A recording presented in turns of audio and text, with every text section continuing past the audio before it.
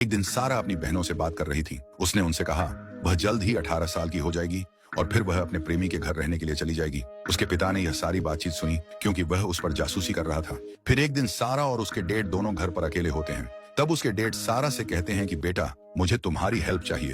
दरअसल मुझे बेसमेंट में कुछ सामान रखना है। ये सुनकर के सारा उनकी हेल्प करती है और यह दोनों एक सामान को लेकर के बेसमेंट में पहुंच जाते हैं, जहां पर उसके डेड एक सीक्रेट दरवाजे को ओपन करते हैं जिसके बारे में सारा कुछ नहीं जानती थी। उस सीक्रेट रूम को देख करके सारा भी हैरान हो गई थी। इसके बाद सारा और उसके डेड दोनों उस रूम के अंदर जाते हैं। तभी सारा के डेड मौका देख करके उस सीक्रेट रूम से बाहर आ जाते हैं और दरवाजे को लॉक कर देते हैं। सारा बंदर लॉक्ड हो चुकी थी। वो बहुत चीखती और चिल्लाती है, लेकिन उसके डेड दरवाजा नहीं खोलते। इसके बाद उसके डेड ऊपर आ जाते हैं। इधर दरवाजे को लॉक करने के लिए पासवर्ड लगे हुए थे। जब सारा लोग खोलने के लिए उल्टे सीधे पासवर्ड लगाती है तो यहाँ की लाइट चली जाती है। सारा को कुछ भी समझ में नहीं आ रहा था कि आखिर उसके डेड ने ऐसा क्यों किया।